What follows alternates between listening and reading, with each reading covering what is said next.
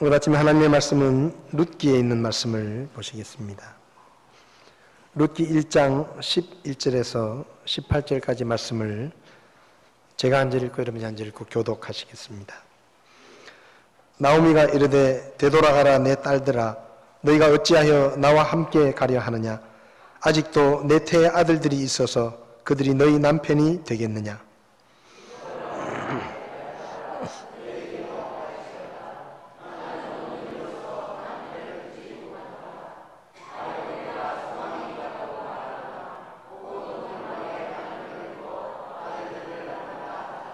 그들이 자랄 때까지 너희가 그들을 기다리려느냐?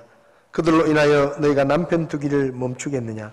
내 딸들아 아니라 주의 손이 나와서 나를 치셨으므로 내가 너희로 인해 심히 괴롭도다 하매.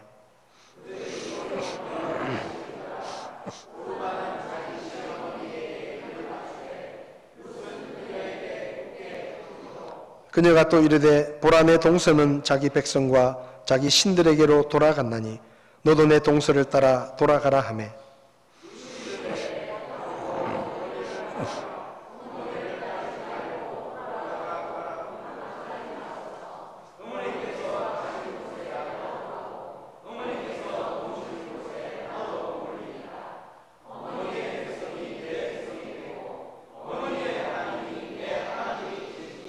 어머니께서 죽는 곳에서 나도 죽어 거기 묻힐 것이니이다. 만일 죽는 일 외에 어떤 다른 것이 나와 어머니를 갈라놓으면 주께서 내게 벌을 내리시고 더 내리시기를 원하나이다 하매.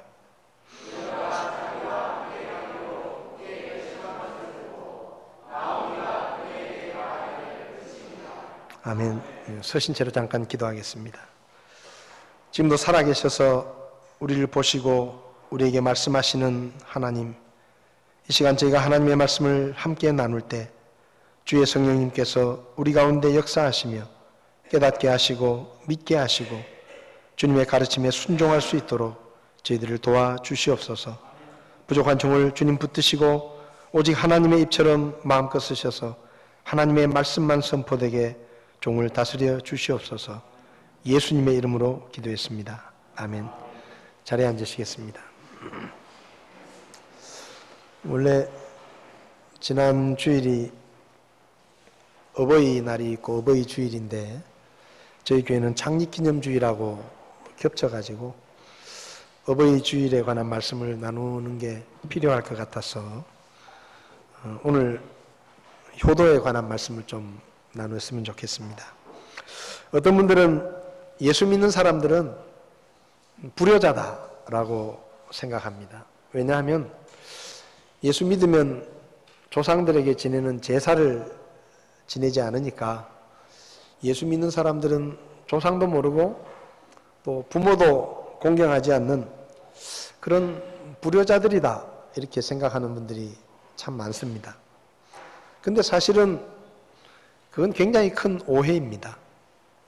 교회는 부모님이 살아계실 때 잘하는 것이 훨씬 더 중요하다 그렇게 가르치는 것이고 또 제사를 드리지 않는 것은 우리는 사람이 죽어서 그 영혼이 이 세상에 남아있거나 또 떠돌아다니거나 그렇게 믿지 않기 때문에 우리는 사람이 죽으면 그 영혼은 곧바로 하나님께로 간다라고 믿기 때문에 우리는 조상들을 제사하는 형식을 하지 않을 뿐이지 부모를 가볍게 여기거나 불효를 하는 것은 절대 아닙니다.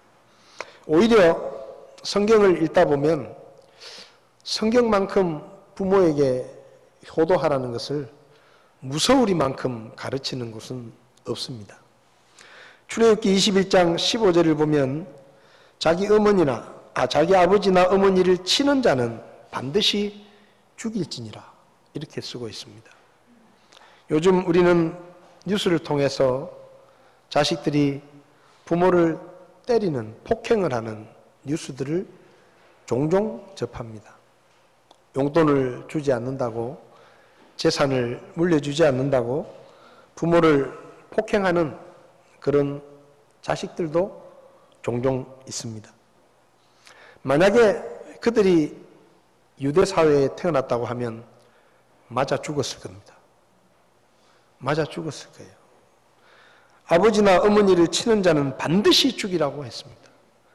17절에도 보면 자기 아버지나 어머니를 저주하는 자는 반드시 죽일지니라. 어머니 아버지를 향해 막말을 하고 욕설을 하고 부모를 저주하는 그런 자도 그냥 죽이라 한 게 아니고 반드시 죽여라. 여러분, 이 세상에 그 어느 나라가 그 어떤 사람이 자기 부모를 치거나 저주하면 죽이라고 가르칩니까? 그렇게 가르치는 것은 성경밖에 없습니다. 신명기 21장 18절에서 21절을 보면 어떤 사람에게 고집이 세고 반항하는 아들이 있는데 그가 자기 아버지의 음성이나 자기 어머니의 음성에 순종하지 아니하고 그들이 징계해도 그들의 말에 귀를 기울이지 아니하거든 하고, 소위 말하면 정말로 말을 듣지 않는 불효자에 관한 이야기가 나옵니다. 근데 이런 자식이 있거든 어떻게 하라 그랬는가 하면 21절에 그의 도시의 모든 사람이 그를 돌로 쳐서 죽이라 그랬습니다. 여러분, 지금까지 여러분이 살아오면서 부모에게 효도하지 않으면 때려 죽이겠다라고 가르친 적이 있습니까? 누가 그렇게 가르치던가요? 우리나라에도 이런 법은 없습니다. 자식이 부모의 말을 듣지 않고 부모를 폭행한다고 그 자식을 사형에 처해야 된다. 그런 법은 없습니다. 다시 말하면 성경은 부모에게 자식이 효도하는 것을 정말로 무서울 만큼 강조하고 있고 가르치고 있습니다. 그래서 기독교가 제사를 드리지 않는다는 이유 때문에 기독교가 조상도 모르고 부모도 모르는 불효 자식이라고 생각하는 것은 오히려 오해하고 있는 것입니다. 왜 성경이 심지어 자식을 반드시 죽이라고 말할 만큼 부모에게 순종하고 부모를 공경하고 효도하는 것을 가르치는가 하면 그것은 마땅한 의무이기 때문입니다. 하나님께서 자식들이 부모에게 효도하는 것을 굉장히 중요하게 생각하시고 그것을 엄중하게 여기신다는 것을 우리는 알 수 있습니다. 본문에는 나옴이라는 여자가 나옵니다. 나오미는 유대 여자로 엘리멜렉이라는 남자와 결혼을 해서 두 아들을 낳았습니다. 행복하게 잘 살았습니다. 그런데 그가 살던 그 고향에 큰 흉년이 들어서 먹을 것이 없게 되었습니다. 그래서 가장인 엘리멜렉이 아내와 두 아들을 데리고 식량을 구하기 위해서 모압이라는 지방으로 이주를 합니다. 요즘으로 말하면 이민을 가고 이사를 간 것이죠. 거기서 식량을 얻을 수 있었고 잘 살았습니다. 그런데 어느 날 이 나옴이라는 여자에게 불행이 찾아왔습니다. 갑작스럽게 남편이 세상을 떠났습니다. 남편을 잃고 이방 땅에서 과부가 되었습니다. 마음을 좀 추스리고 두 아들이 장성을 해서 그 모압 지방에 있는 여자들을 만나게 해서 두 아들을 장가를 보냈습니다. 그래서 며느리가 둘이 생겼습니다. 잘 살았습니다. 근데 채 10년도 되기 전에 자기 두 아들과 결혼을 시켜서 며느리를 얻었는데 그 결혼이 10년도 지나가기 전에 두 아들이 죽었습니다.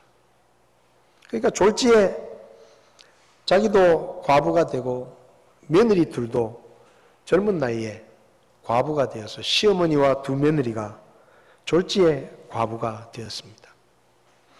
여러분, 이방 땅에서 남편을 잃고 또 의지하고 살았던 두 아들을 잃고 시어머니와 두 며느리가 사는 삶이 얼마나 힘들고 고달팠겠습니까? 그래서 이 나오미는 고향 생각이 났습니다. 내가 이렇게 고향을 떠나서 고생을 하는데 이제 고향으로 돌아갔으면 좋겠다. 그래서 이리저리 알아보니까 마침 고향 땅도 이제 사는 것이 좀 괜찮아졌고 이제 먹을 것도 많이 있고 그래서 괜찮다라는 소식을 듣고는 고향으로 돌아가려고 두 며느리를 데리고 길을 떠났습니다. 근데 가다가 생각을 해보니까 이 모압 여자인 이 두 며느리, 그것도 젊은 여자들인 두 며느리를 유대 땅으로 데리고 가는 게 맞는가 생각이 들었습니다. 그래서 이제 두 며느리를 불러놓고 이렇게 말을 합니다. 이게 이제 오늘 우리가 읽은 본문이에요. 얘들아, 너희는 여기가 고향이고 아직 나이도 젊은데 나를 따라 유대 땅에 가봤자 고생만 한다. 그러니 이제 집으로 돌아가라. 그동안 너희가 참 할 만큼 했다. 하나님이 너희를 축복하셔서 좋은 사람 만나서 재혼하고 행복하게 살았으면 좋겠다. 그러니까 그냥 너희는 집으로 돌아가라. 그렇게 말을 합니다. 왜냐하면 당시에 이 모압 여자들은 이방 여자들이었기 때문에 만약에 이 여자들이 두 며느리가 시어머니를 따라 유대 땅으로 가면 유대인들은 이방 사람들을 아주 멸시했습니다. 인종차별이 심했습니다. 그래서 이 두 며느리를 데리고 가면 분명히 유대 사회에서 사람들로부터 냉대를 당하고 멸시를 당하게 될 것을 이 시어머니가 생각을 한 거죠. 그리고 당시에 유대 땅에는 어떤 풍습이 있었는가 하면 형이 결혼을 해서 자식을 낳지 못하고 죽으면 그 형의 아내, 형수죠. 형수를 동생이 아내로 맞이해서 자기 씨를 통해서 형의 대를 잇는 그런 일을 해야 되는 그것이 유대 사회의 전통이었습니다.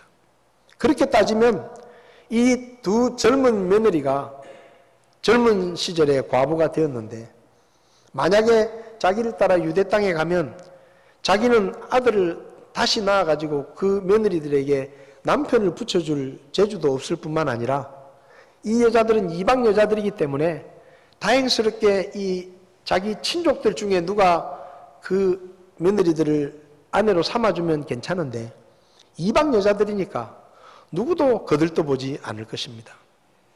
다시 말하면 시어머니를 따라가면 이 젊은 두 며느리가 평생 동안 그저 과부로 살아야 되는 그런 지경에 처하는 것이죠. 그러니까 이 시어머니가 생각할 때 이 아이들을 집으로 데리고 가는 게 좋지는 않겠다. 불쌍하다. 그런 생각이 들었는지 두 며느리를 불러놓고 너희들은 그냥 고향집으로 돌아가라. 그리고 거기서 너희 동네는 그런 풍습이 없으니까 그냥 편하게 살아라. 그렇게 얘기한 거죠. 근데 그 말을 듣고 오르바라고 하는 며느리는 시어머니에게 입을 맞추고 작별을 고하고 돌아갑니다. 근데 루시라는 며느리는 동서가 갔는데도 나는 계속 어머니하고 같이 가겠다고 고집을 부립니다. 그래서 시어머니가 다시 이야기하죠. 야, 네 동서도 이제 집으로 갔는데 너 혼자만 이 늙은 시어머니를 따라가서 뭐 할 거냐. 그냥 너 편한 대로 살아라. 날 따라가봤자 귀찮은 일만 있고 힘들기만 하고 나를 돌보려고 하면 네가 힘들고 피곤할 텐데 그냥 네 고향에서 편하게 살아라. 거기는 문화도 다르고 종교도 다르고 모든 것이 달라서 네가 따라가면 너무 힘들다. 근데 그렇게 말을 했는데 루시 뭐라고 대답하는가 하면 여기 성경을 보면요. 16절에 나보고 어머니를 떠나며 어머니를 따르지 말고 돌아가라고 강권하지 마소서. 어머니께서 가시는 곳에 나도 가고 어머니께서 머무시는 곳에 나도 머물리이다. 어머니의 백성이 내 백성이 되고 어머니의 하나님이 내 하나님이 되시리니 어머니께서 죽는 곳에서 나도 죽어 거기 묻힐 것이니이다. 만일 죽는 일 외에 어떤 다른 것이 나와 어머니를 갈라놓으면 주께서 내게 벌을 내리시고 더 내리시기를 원하나이다. 그렇게 대답을 합니다. 절대로 떠나지 않겠다는 겁니다. 근데 그 말을 딱 들으니까 이 시어머니 나오미가 이 애는 더 이상 못 말리겠구나. 그런 생각이 들어서 같이 베들레헴으로 돌아옵니다. 고향으로 돌아옵니다. 분명히 고생스러울 것이고 힘들 텐데 굳이 늙은 시어머니를 떠나지 않고 시어머니를 섬기고 봉양을 하겠다고 하니 어쩔 수 없이 데리고 왔습니다. 나중에 이 룻이 어떻게 되느냐? 룻은 보아스라는 유력한 남자를 만나서 재혼을 합니다. 그리고 다윗이라는 왕이 그 집안에서 태어나는데 다윗 왕의 증조 할머니가 됩니다. 그리고 예수님의 조상이 되어서 예수님의 족보에 그 여자의 이름이 기록됩니다. 놀라운 영광을 누린 것이죠. 그런데 여러분, 그 모든 일들이 만약에 이 룻이라는 여자가 늙은 시어머니를 버리고 자기 집으로 돌아갔다고 하면 아무것도 누릴 수 없는 특별한 일들이었습니다. 왜 이 이방 여자인 룻이라는 여자가 다윗 왕의 증조 할머니가 되고 예수님의 조상이 되어서 그 족보에 이름이 기록되었을까? 따지고 보면 이유를 딱히 찾는다고 하면 이 이방인이었던 룻이라는 여자가 늙은 시어머니를 버리지 않고 시어머니를 섬기고 효도를 했기 때문에 하나님께서 그를 축복하셨다라고 말할 수밖에 없습니다. 저는 이 룻의 효도를 통해서 몇 가지를 좀 생각해 보려고 합니다. 우리가 어떻게 하면 부모에게 효도하는 자식이 될 수 있을까? 첫 번째로 부모에게 효도할 것을 결심해야 합니다. 여기 18절을 보면 그녀가 자기와 함께 가기로 굳게 결심한 것을 보고 나오미가 그녀에게 말하기를 그쳤다. 룻은 결심을 했습니다. 무슨 결심을 했는가 하면 비록 내 남편이 죽었고 내 시어머니가 늙었지만 나는 며느리로서 내 시어머니를 모시고 섬기고 돌보고 효도하는 일을 계속 하겠다라고 결심을 한 겁니다. 여러분, 효도를 하려면 결심을 해야 됩니다. 결심. 마음을 결정해야 합니다. 효도는 부모에게 효도하겠다고 결심하는 것에서 시작합니다. 결심이 확실하면 환경이 변하고 시대가 변하고 다른 사람들이 어떻게 하느냐에 상관하지 않고 흔들림이 없이 부모에게 효도할 수가 있습니다. 그러나 결심이 약하면 처음에는 마음을 먹었다가도 부모가 늙고 병들거나 환경이 바뀌거나 시대가 변해서 다른 사람들이 부모를 가볍게 여기게 되면 덩달아서 따라하게 됩니다. 그러면 우리가 왜 부모에게 효도를 하겠다고 결심을 해야 합니까? 에베소서 6장 1절을 보면 자녀들아 주 안에서 너희 부모에게 순종하라. 이것이 옳으니라 라고 말씀합니다. 자식이 부모에게 효도하고 순종하고 부모를 공경하는 것은 옳은 것이다. 그것이 하나님 보시기에 옳은 일이다라고 말씀합니다. 여러분, 하나님이 정하신 질서, 하나님이 정하신 원리는 자식이 그 부모를 공경하고 순종하고 효도하는 것이 옳은 것입니다. 왜 그리스도인들이, 왜 자식들이 부모에게 효도해야 됩니까? 그것이 하나님 보시기에 옳은 것이기 때문입니다. 2절은 내 아버지와 어머니를 공경하라. 그것은 약속 있는 첫째 명령이다. 하나님의 명령이라고 말합니다.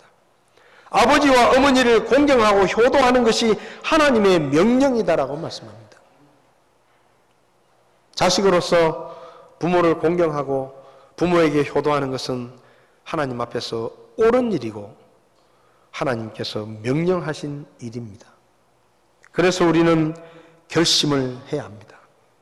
시대가 변하더라도 다른 사람들이 어떻게 하든지 상관하지 않고 나는 하나님께서 옳다고 하신 그 일을 따라 내 부모에게 효도하겠다. 나는 하나님의 명령에 순종해서 내 부모에게 효도하겠다라고 결심을 해야 합니다. 결심을 해야 할 수 있어요. 마음을 결정해야 행동할 수가 있는 것입니다. 이 시대에 자식들이 부모를 대하는 태도와 자세가 예전과 다르게 점점점 달라져 가고 있습니다. 설문조사를 해보아도 요즘 젊은 사람들은 예전에 부모가 자기 부모를 생각했던 것과는 좀 생각이 다릅니다. 여러분, 왜 달라집니까?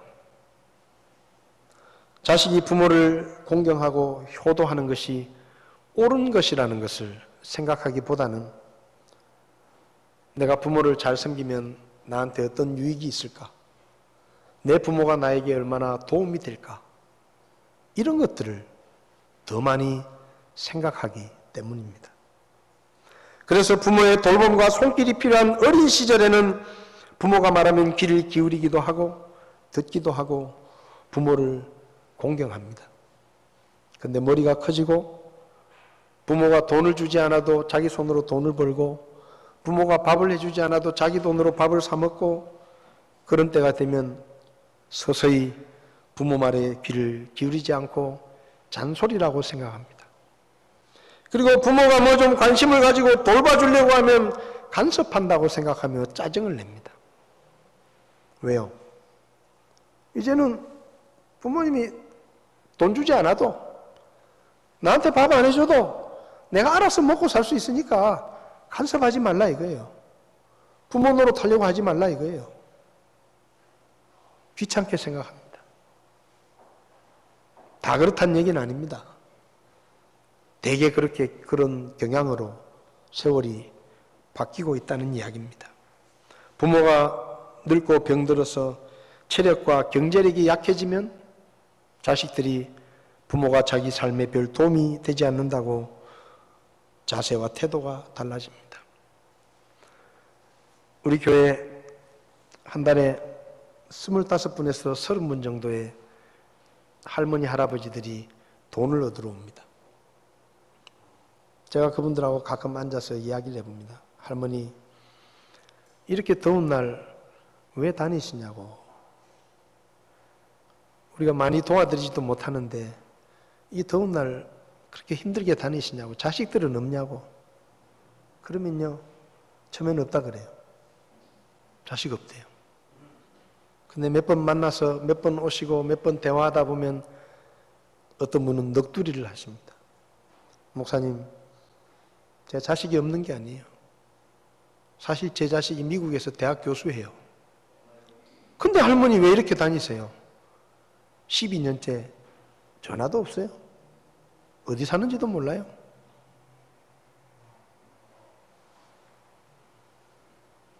그런 분이 한두 분이 아닙니다. 자식이 없는 게 아니라 있지만 그 자식이 부모가 늙고 힘이 없어졌다고 버린 것입니다. 우리는 가끔 뉴스에서 혼자 지내던 할머니, 할아버지가 돌아가셨는데 2달이 지나서 옆집에 사는 사람이 하도 썩는 냄새가 나서 신고를 해서 돌아가신 것이 발견됐다. 그런 뉴스를 듣습니다. 심지어는 그렇게 돌아가셔서 수소문을 해서 자식을 찾아서 자식에게 연락을 합니다. 당신 어머니가 돌아가셨는데 와서 장례라도 좀 치르라고. 근데 저쪽에서 이렇게 대답합니다. 저는 바빠서 못 가니까 알아서 하세요. 여러분, 그런 일이 없을 것 같죠? 지금 우리가 사는 이 시대에 그런 일들이 일어나고 있습니다. 시대가 그렇습니다. 그렇다고 하더라도 그리스도인인 우리는 그렇게 하지 말아야 합니다. 왜냐하면 그것은 옳은 것이 아닙니다. 시대가 변하고 가치관이 달라지고 다른 사람들이 부모를 대하는 태도가 달라지더라도 우리는 하나님의 말씀에 가르치는 대로 자식으로서 부모에게 순종하고 부모를 공경하고 효도하는 것이 옳은 것이기 때문에, 그리고 그것이 하나님의 명령이기 때문에 우리는 자식으로서 부모를 귀하게 여기고 존경하고 공경하고 최선을 다해서 효도해야 합니다.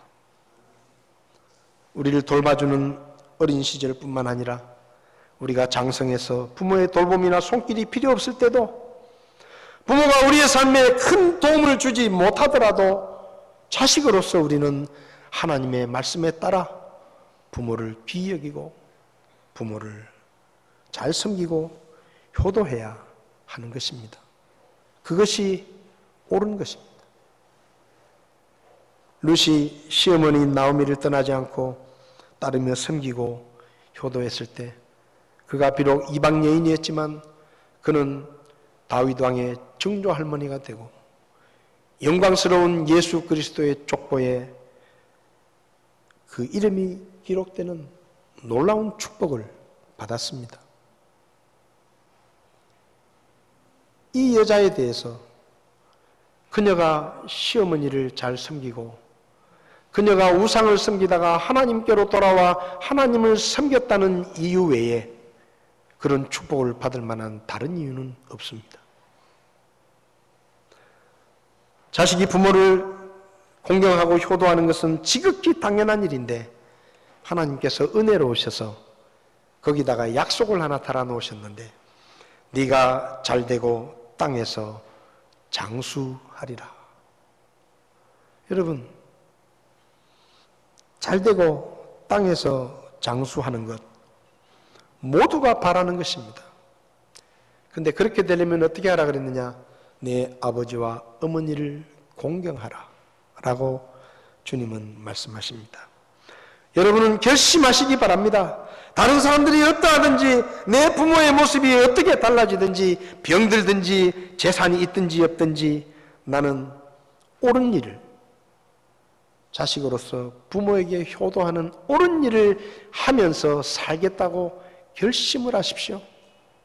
그래야 효도할 수가 있는 거예요. 두 번째로 룻은 어떤 대가나 보상도 바라지 않고 시어머니를 섬겼습니다. 시어머니가 뭐라고 말합니까? 나를 따라가면 너희는 고생할 것밖에 없다. 너희들한테 도움되는 건 하나도 없다. 좋은 일은 하나도 없을 것이다. 가면은 이방 여자라고 따돌림을 당하고 멸시를 당할 것이고, 가면은 결혼도 하기 힘들고 다시 재혼하기도 어렵고 평생을 과부로 살아야 되고, 문화도 다르고 환경도 다르고 종교도 다르고 모든 관습이 다른 그 이방 땅에 가서 고생만 하게 될 텐데 그냥 집에 돌아가라. 내가 이해할 테니까. 내가 너희에게 뭐 바라는 거 없으니까 그냥 돌아가서 마음 편하게 좋은 남자 만나서 새 살림을 차리고 잘 살아라. 하나님이 너희를 축복하시길 바란다. 그렇게 말했어요. 그래서 한 며느리는 떠납니다. 근데 룻은 떠나지 않습니다. 유대 땅에 가면 멸시를 당할 수도 있고 아무 좋은 것도 없고 아무런 유익도 없고 오히려 손해를 감수해야 되는 그런 일이지만, 나는 내 시어머니를 버릴 수 없고 내 늙은 시어머니를 내가 섬기고 효도하겠다. 그것이 옳은 것이다 하고 결심을 합니다. 그리고 따라갑니다. 정든 고향과 부모와 친척들을 떠나야 하는데, 종교도 바꾸어야 하는데, 늙고 힘없는 시어머니가 평생 동안 자기가 돌봐야 될 사람인데 재혼할 가능성도 거의 없는데, 심지어는 이런 소리도 들을 수 있습니다. 베들레헴에 돌아갔는데 그 나오미의 친척들이 와서 이렇게 말할 수도 있습니다. 하나님께서 이방 여자들하고 결혼을 하지 말라 그랬는데 이방 여자들하고 결혼을 해가지고 니들 때문에 네 남편들이 일찍 죽었다. 그런 소리 들을 수도 있어요. 왜? 이방 여자니까. 하나님이 하지 말라 그랬으니까. 그런 얘기까지도 들을지도 모릅니다. 그런데 거길 왜 따라갑니까? 아무 좋은 게 없어요. 가봤자 힘든 일만 있을 거예요. 늙은 시어머니를 따라가봤자 아무 소망도 없습니다. 근데 왜 따라갑니까? 그것이 옳은 것이다 하고 생각했기 때문입니다. 참된 효도는 어떤 대가나 보상을 바라지 않고 부모님을 있는 그대로 받아들이고 섬기며 받드는 것입니다. 에베소서 6장의 말씀을 우리는 잘 압니다. 자녀들아 주 안에서 너희 부모에게 순종하라. 이것이 옳으니라. 내 아버지와 어머니를 공경하라. 그것은 약속 있는 첫째 명령이니. 여러분, 이 말씀을 자꾸 오해하지 마십시오. 하나님께서 이렇게 말씀하신 적이 없습니다. 너희 부모가 잘났으면 순종해라. 너희 부모가 돈이 많으면 공경해라. 너희 부모가 건강하고 힘이 있으면 공경해라. 너희 부모가 사람들에게 존경을 받는 부모면 순종해라. 너희 부모가 인격이 훌륭하고 성격이 좋으면 공경해라. 그렇게 말씀하신 게 아닙니다. 너희 부모에게 순종해라. 내 아버지와 어머니를 공경하라. 자식이 부모에게 효도해야 되는 유일한 이유가 있다고 하면 그분들이 부모이기 때문입니다. 우리가 자식이기 때문입니다. 부모가 잘났거나 재산이 많거나 인격이 훌륭하거나 성격이 좋기 때문이 아니라 이 땅의 모든 자식들은 마땅히 그 부모를 비록 가진 게 없어도 병들었어도 비록 못났어도 성격이 괴팍스러워도 내 인생에 아무런 도움이 되지 않아도 자식이라면 모든 사람들이 그 부모를 손가락질하고 욕하더라도 자식이라면 그 부모를 공경하고 순종해야 합니다. 그것이 옳은 것입니다. 그래서요, 효도하는 것은 잘하는 일이 아닙니다. 요즘은 효도를 잘하면 상을 줍니다. 효행상을 주죠. 물론 옛날에도 우리 조상들이 효도하는 사람, 효자들을 상을 주기는 했습니다.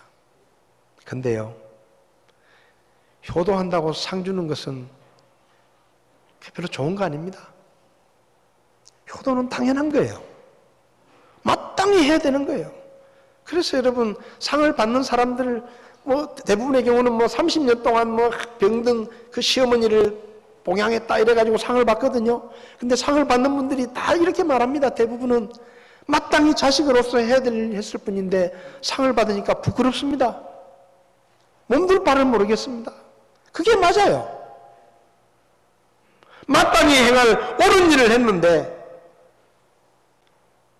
효도하는 건 칭찬할 일이 아니고 상 줄 일이 아닙니다. 당연히 해야 되는 일이에요. 옳은 일이에요.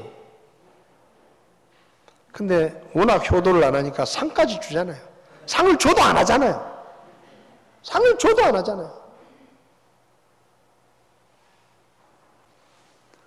여러분, 여러분의 부모님이 아직 살아 계시다고 하면 이것저것 따지지 말고 효도하십시오. 부모님 소중한 줄 아십시오. 귀하게 여기십시오. 존중하십시오. 그 말에 귀를 기울이십시오. 함부로 대하지 마십시오. 그것이 옳은 것입니다. 하나님 앞에서 옳은 것입니다. 하나님의 명령에 순종하는 것입니다. 어떤 대가나 보상이 없어도 마땅히 해야 되는 일입니다. 그런데 참 하나님이 은혜로우십니다. 효도하면 축복하시겠다고 약속하셨어요. 10계명을 주셨는데 그 중에 5번째 계명이 내 부모를 공경하라는 것입니다. 근데 그 계명이 인간관계를 이야기하는 계명 중에 첫 번째예요. 근데 다른 계명들에는 아무것도 약속이 없어요. 도둑질하지 마라. 그럼 내가 너 재물을 얻게 해준다. 이런 얘기 없습니다. 근데 내 아버지와 어머니를 공경하라라는 말 뒤에 신명기 5장 16절에 주 내 하나님이 내게 명령한 대로 내 아버지와 어머니를 공경하라. 그리하면 주 내 하나님이 내게 주는 땅에서 내 날들이 길게 되고 네가 잘 되리라. 따라해 보겠습니다. 그리하면 주 내 하나님이 내게 주는 땅에서 내 날들이 길게 되고 네가 잘 되리라. 얼마나 좋습니까? 부모에게 잘하는 건 마땅한 일인데 잘하면 하나님이 오래 살게 되고 잘 되도록 해주시겠다고 약속하셨어요. 이 땅에서 장수하고 잘 되기를 원하면 부모에게 효도하십시오. 부모에게 효도하십시오. 그게 제일 빠른 길입니다. 그게 제일 정확한 길입니다. 반대로 여러분의 자식들이 잘 되기를 바라면 효도하라고 가르치십시오. 효도 안 하면 때려 죽이겠다고 하십시오. 성경 말씀에 그렇게 했잖아요. 너 효도 안 하면 내가 때려 죽여버린다고. 그 우리가 하는 말 아니잖아요. 하나님 말씀이잖아요. 책상 앞에 딱 써붙여 놓으세요. 너 효도 안 하면 때려 죽인다. 그렇게 해서라도 자식이 잘 된다고 하면 그렇게 할 수 있잖아요, 우리는. 하나님이 약속하셨잖아요. 여러분, 사실은요, 하나님이 아담을 어떻게 만드셨습니까? 아담을 어떻게 만드셨죠? 아담 어머니가 낳았습니까? 아닙니다. 흙으로 만들었습니다. 그럼 왜 하나님이 아담은 흙으로 만들고 아담 아들은 흙으로 안 만듭니까?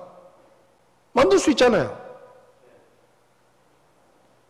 아담 아들도 흙으로 만들고 굳이 뭐 부모 자식 간의 관계를 만들어 놓을 이유가 뭐 있습니까? 필요한 만큼 만들면 되고 그렇잖아요. 근데 왜 사람은 꼭 한 남자와 한 여자가 만나서 결혼을 하고 자식을 낳아야 자식으로 태어납니까? 그냥 흙으로 만들면 되잖아요. 100명이 필요하면 흙으로 100명 만들어서 만들면 되고 그게 귀찮으면 있어라 하면 되잖아요. 동수 있어라 그러면 제가 딱 생기잖아요. 그러면 되지. 뭐 복잡하게 부모 자식의 관계를 만들어 놓고 부모 속이 상하고 그런 일을 왜 안 만듭니까? 왜 그렇게 하셨습니까? 왜 사람은 부모에게서 태어나야 살 수 있습니까? 왜 그런 복잡한 인간관계를 만들어 놓으셨습니까? 이유는 한 가지예요. 가르쳐 주셨잖아요. 복 주시려고. 우리를 축복해 주시려고 자식으로 태어나서 부모에게 잘하면 축복해 주시려고 부모 자식의 관계를 만들어 놓은 겁니다. 근데 자식들이 이걸 몰라요. 지 복 받는 길인 줄을 몰라요. 부모가 말하면 귀찮게 생각하고 짜증이나 내고 잔소리한다고. 여러분, 부모를 귀하게 여기고 존경하고 사랑하고 공경하고 순종하고 효도하면 부모는 능력이 없어도요, 능력 있는 하나님께서 축복하십니다. 갚아주십니다. 그걸 몰라요. 그거 답답해 죽겠어 진짜. 아니 왜 자식들이 그걸 모르냐 이 말이에요. 학원에 가서 영어 단어 1000개 배우는 것보다 부모 말 듣고 부모에게 순종하는 게 더 잘 된다니까 나중에. 하나님이 도와주시는데 안 되겠어요?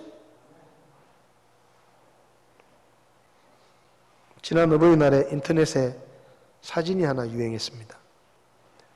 꽃으로 퉁칠 생각 하지 마라. 어버이날 꽃 하나 달아주고 자식 노릇 다 했다고 생각하지 말라는 거예요. 누가 달아놨는지 참 기발합니다. 그죠? 우리 엄마. 어버이날 꽃 하나 달아드리는 게 자식이 도리 다 하는 거 아닙니다. 어버이 살아실제 섬기길 난 다하여라. 지나간 후면 애달프다 의하리. 평생에 고쳐 못할 일은 이뿐인가 하노라. 조선시대 시인이었던 정철이라는 분이 지은 시조입니다. 맞습니다. 저희 아버님이 돌아가신 지 얼마 안 돼서 어버이날이 되면 제가 무슨 생각이 드는가 하면 전화할 곳이 하나 줄었구나. 어버이날 되면 그래도 제가 전화라도 꼭 해드리고 그랬었는데 전화할 곳이 하나 줄었구나. 그런 생각이 들더라고요. 많이 아쉬웠습니다. 여러분, 부모님 돌아가시고 나면 아무리 전화하고 싶어도 통화 못합니다. 용돈을 드리고 싶어도 쓰실 수가 없어요. 좋은 옷 사드리고 싶어도 입으실 수도 없고, 맛있는 음식 해드리고 싶어도 드실 수도 없고, 만나고 싶어도 만날 수도 없습니다. 돌아가시고 나면. 그러니까 살아계시는 동안에 한 번 더 찾아뵙고, 한 번 더 전화 드리고, 용돈도 좀 드리고, 좋은 옷, 음식도 해드리고, 찾아가서 이야기도 좀 하십시오. 돌아가시고 나면 아무것도 할 수 없습니다. 룻은 늙은 시어머니, 자기에게 아무런 도움도 되지 않는 시어머니, 남편도 죽었으니까 사실 버려도 상관없습니다. 떠나도 상관없어요. 근데 끝까지 그 늙은 시어머니를 섬겼습니다. 그리고 그 효심을 하나님께서 놀랍게 축복해 주셨습니다. 저는 저와 여러분들이 잘 되길 바랍니다. 여러분의 자녀들도 잘 되길 바랍니다. 그리고 기도합니다.